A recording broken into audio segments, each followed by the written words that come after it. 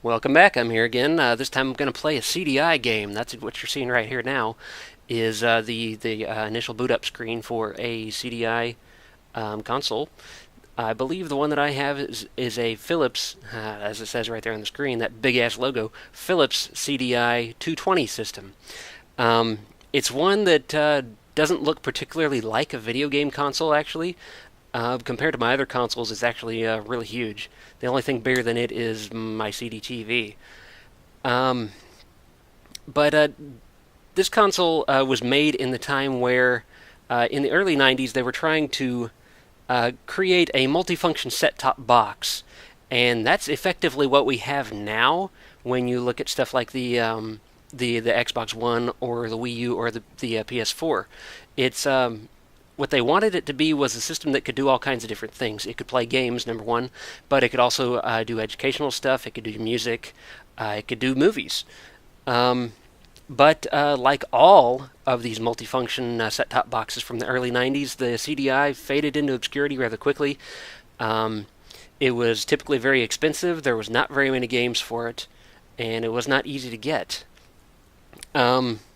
Now, the game I'm going to play tonight is this game right here. It's called Alien Gate. It is an overhead perspective shooter. It has some kind of nostalgic significance for me because it was the first CDI game that I actually saw running in a store. It was in the local Sears at the time. And I saw it playing on a TV, and I remember looking at it and thinking, that is really weird. um, Whenever I saw it in the store, though, I didn't know what the name of it was. I just remembered what one of the interim text screens said on it, and it said, "quote In the beginning there were birds." And so, a few years ago, back whenever I first got this CDI unit, I started doing some Google searching for that particular phrase to see what came up. And sure enough, a YouTube video came up where somebody had put that quote in the description for it. And they, of course, put the game title in the video too, which was Alien Gate. So I was like, yay, now I know what that game is. Now I can pirate it. And so I did, and I played it, and I was incredibly underwhelmed. It's not that good of a game. It's not that bad, but I think compared to the rest of the CDI's library, it's sort of good. Just a few days ago, I bought a lot of 4 CDI games plus a movie on eBay, and this was one of them. So now I can play it on my channel because I actually physically own the real game legally. There was something else I was going to say, but I totally forgot here. So I am going to start up the game. This is the boot up screen for it, and I'm playing with a CDI mouse. One of the few game consoles at the time where a mouse wasn't exactly standard, but through Philips's CDI requirements, every game was required to support a specific range of controllers, and the mouse was one of them. And so that's why plenty of games have mouse support built in on the CDI. It's actually much better mouse support than the other consoles at the time had. We're booting up the game. And it starts up with its fancy digital video introduction. I do have the digital video cartridge for my CDI. It plugs into the back, and that allows you to play games that have, I think it's MPEG 1. I don't think it's MPEG 2, because MPEG 2 didn't come until DVD, I don't think. But yeah, games that can do digital video, like in cutscenes and stuff, they use that cartridge. And like I said before, there were also movies that were made for the CDI, and the movie that I got in this lot from eBay is actually Star Trek VI: The Undiscovered Country, which is one of my favorite movies ever. Definitely one of my favorite Star Trek movies. Yeah, I'm a Trekkie. Imagine that, huh? Okay, so it's doing some stuff down at the bottom. I actually kind of want to read that from the beginning. So, interesting option here, exit game. That's not something you'll often see on a console. You're just supposed to turn it off. But we're going to exit game, You see all that crazy video shit? And go back to the beginning here so I can read that scrolling text from the beginning.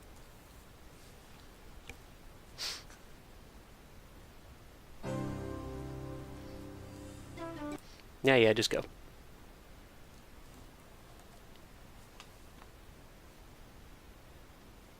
Booting. Okay. Back to the title screen here.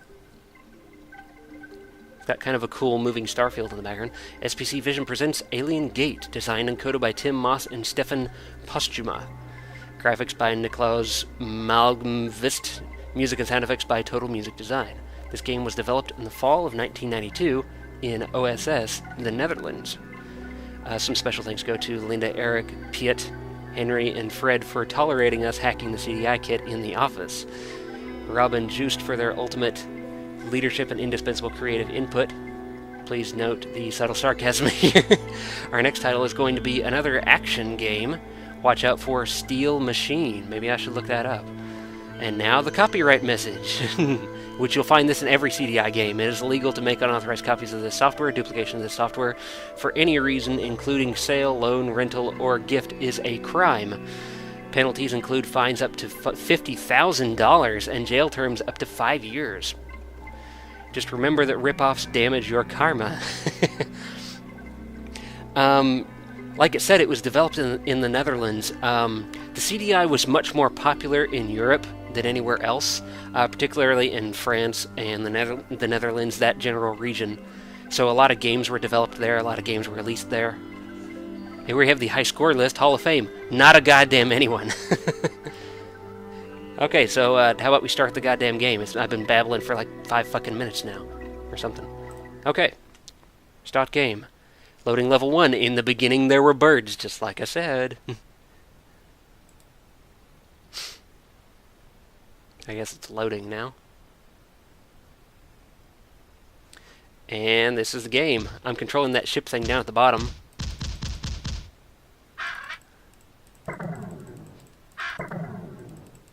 Yeah, who did it say did the music in this game? Total Music Design or something? Yeah, they sure got their money's worth out of these guys. No fucking music. Fuck, get ready. I want to shoot him now. I can't do anything to him, I guess. And there is no turbo here, apparently. Okay, the number 2 button, the right button on the mouse pauses the game. I've just learned that. This is still technically a Jeremy Tries because I don't know a whole lot about this game. Like, not nearly enough to actually demo it to you or explain what the fuck is going on. Good shooting. Oh, nom, nom, nom, nom. That's as high up the screen as I can go. And what were those things I just got? I don't know. Level 2.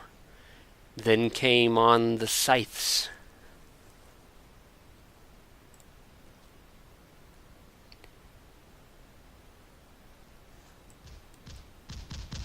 Oh, okay, I picked up an item that lets me hold down the button. So that's cool. I might not have actually finished that sentence when I said it before. What I was trying to say is, you have to keep clicking the button to keep firing, but now I've got one of those items I picked up at the end of the last level apparently does auto-fire. You can still fire slightly faster if you click the button.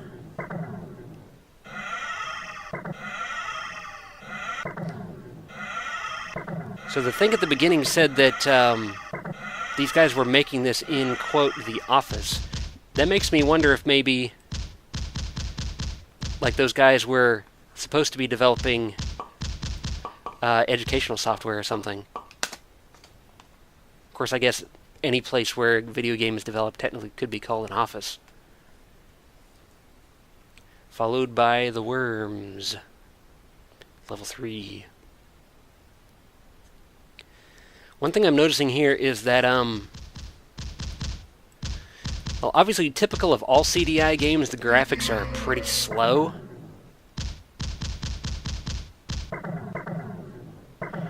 So you notice how nothing is really particularly moving smoothly. I'm still capturing this at the same frame rate as I always capture at, which is 720p 60.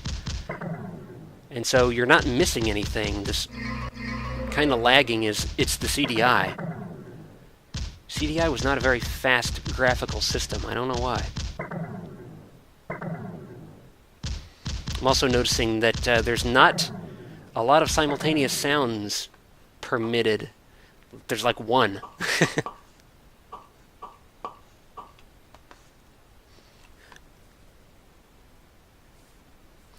Loading level 4, a few simple bombs, but don't miss the shield. Okay, so there's gonna be a shield.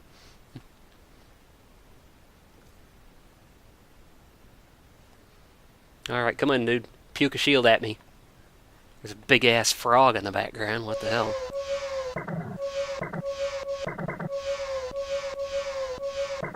Shit. That was stupid. There's the shield! Damn it.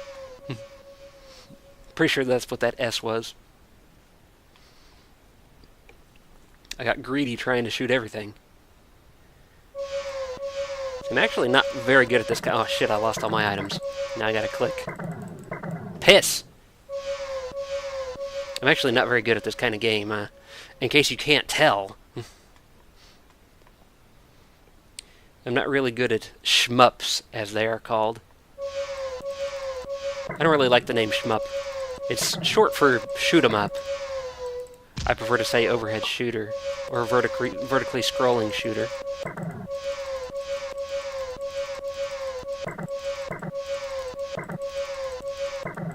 I'm sort of staying towards the middle of the screen here because the only part of me that's effectively protected is the part directly where my shots are coming out of. So you got those big-ass weird hand things on the side, and if I keep going back and forth too much, then I'm likely to get my hand smacked.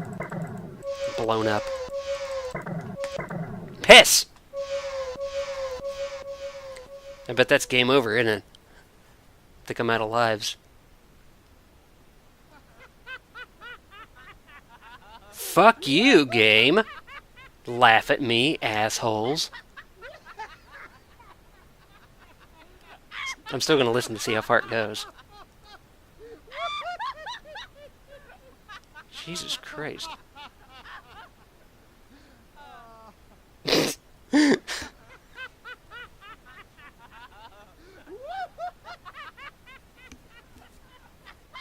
How long does it fucking go? Did it repeat? Oh, fuck it, just go. Tired of being laughed at. Let's see. I'm gonna be... Now see this, the mouse is awesome for this.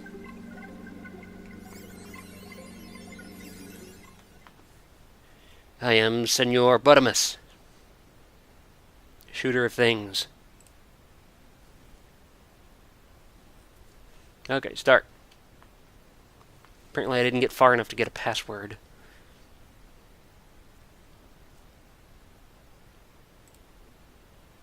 Come on, game. The disc for this is actually kind of scratched, so I'm worried about how long it's going to work.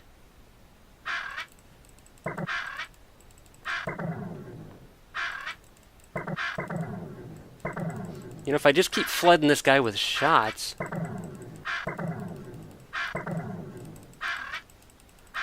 It'd be easier to do if I had auto-fire. But see, the things are all coming out of his face.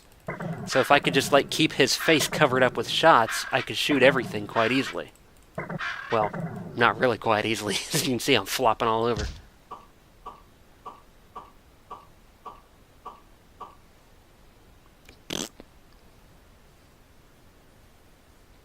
Then game on the scythes. Looting, loading, loading, looting.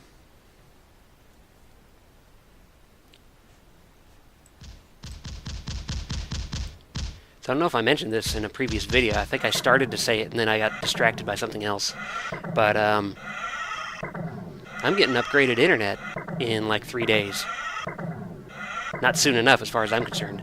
But that'll allow me to do live streaming quite easily. My upstream will be going from 1.5 megabits per second right now, which is paltry for live streaming. It'll be going from 1.5 up to 20, which is, I believe, more than plenty for 720p 60.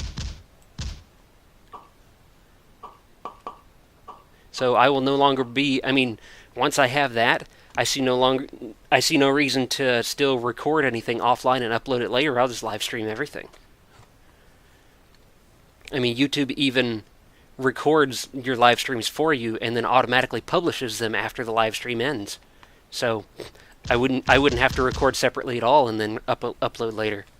Just let YouTube do all the work. That's what they're for. This part right here is very much like Centipede on Atari 2600 and a million other home consoles from back in the 80s. Also on arcade, obviously. Look, my shots are going right through these fuckers. Do you see this? It's like it only registers a hit if my shot happens to land right on top of the Centipede. That's bullshit. That's a technical limitation of the system that's getting in the way of the gameplay. Okay, back on this level.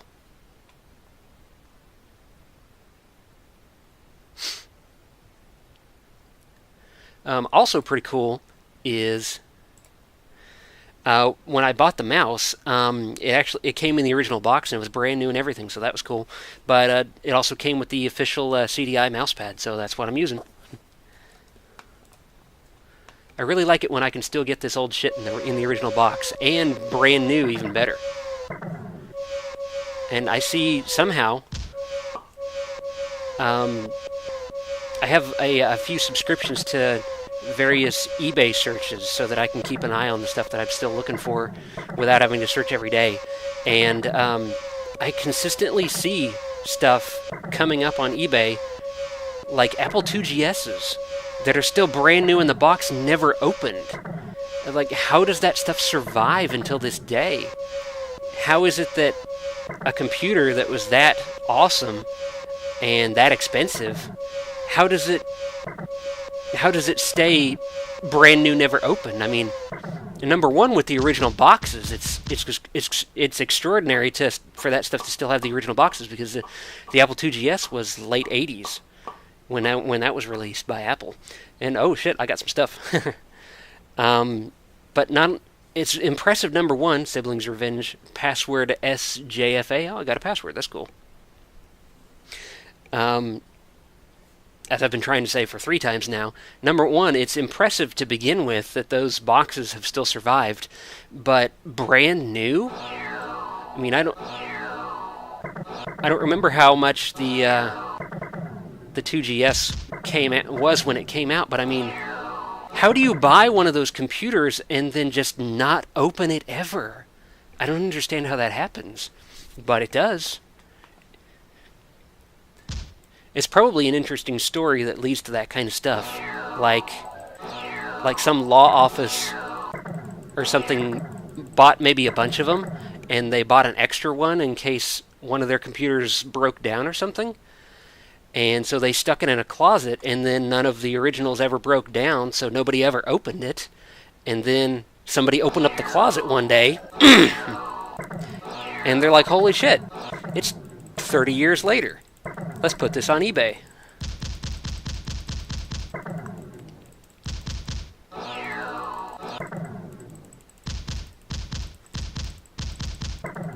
So this is getting somewhat harder. I didn't get a good shooting thing that time. Fuck you, game. Not gonna encourage me. I'll pause the fuck out of you. Well, when you're not fading to black. Level 8, or level 6. The Beehive. Wonder if there's going to be Zubbas in here. Little Banjo-Kazooie reference there for you. Face is really going apeshit in this level. But I'm starting to see a trend here. Basically, you go to a new level, they introduce a new enemy. And it only does that enemy for that entire level, and then that's it. Not a whole lot of depth here. I don't know what that did. Maybe that was an extra life or something.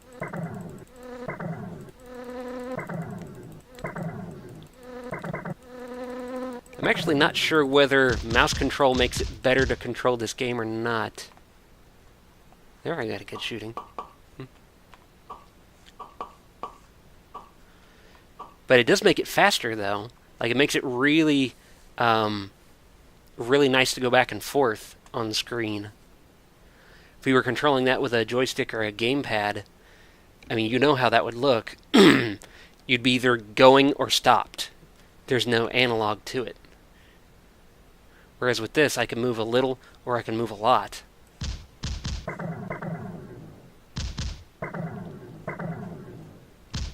Wonder what the reviews for this game are like. I should check Moby Games.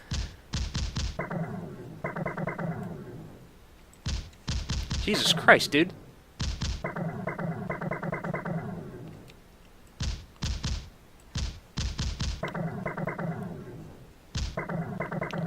How am I still alive?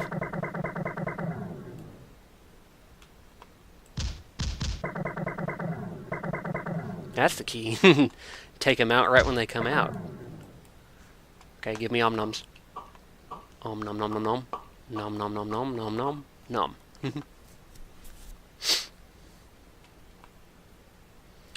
Level 8. Split them up. You don't tell me what to do, bitch. Game. You're my game. I'll split them up if I damn well feel like it. Asshole game. Trying to tell me what to do.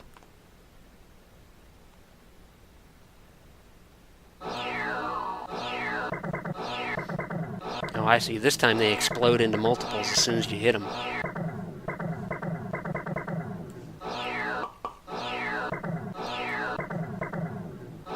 Okay, now that I have upgraded weapons, this game is actually kind of cool. Because it's easy.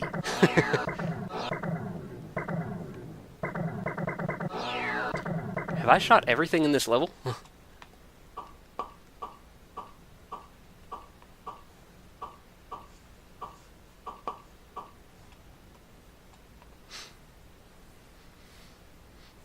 One of the things that the CDI is known for is its terrible controllers. I have the one that originally came with this system. It looked more like a TV remote with a joystick on it. It was really awkward to hold, really uncomfortable. And then, apparently, some point in the lifetime of the CDI, Philips started growing some brains, and they produced an actual genuine controller for it, which is actually shaped and sized and configured identically to the Gravis gamepad, which is available on the PC and the Mac. My favorite PC gamepad, by the way. I have one for my PC and I have one for my Macs.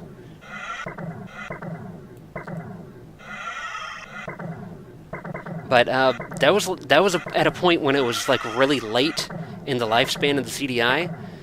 See, at first, Philips was resistant towards having traditional games on the CDI, which is why you typically saw such bizarre stuff on the CDI. Some of it just barely qualifying as games. And then whenever they finally let up, and they're like, okay, we'll start letting real games be on the console, and we'll release a real gamepad for the console. By then, nobody cared anymore. So it was a system that was basically stillborn to begin with, and by the time they finally decided to do something about it, there was nothing left to save. It's just a real shame, because if they had been less resistant to traditional games when the CDI first launched, and if they'd provided better controllers, it could have been a much more popular system.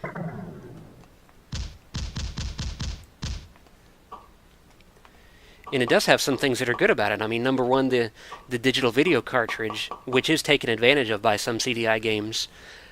Kether comes to mind, where it's a pseudo 3D shooter, but the background is entirely pre-rendered video, and so it actually looks pretty cool. If I can get a copy of Kether at some point, I'll play this on I'll play that on my channel. And then, of course, there was, the better mouse support for so many more games, which was a good thing. Um, Although I think the hardware still kind of hurt the CDI.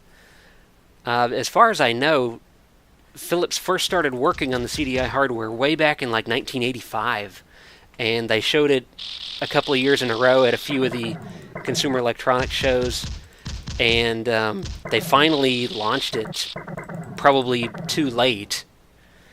Like by that time, there was better hardware around, so they launched it with hardware that was already old.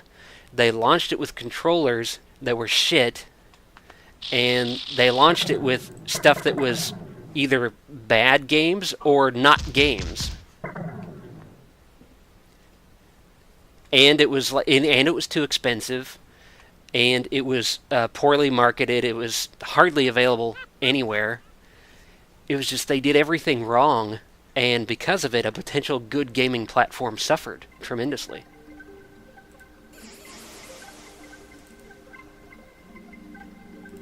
I'm still but.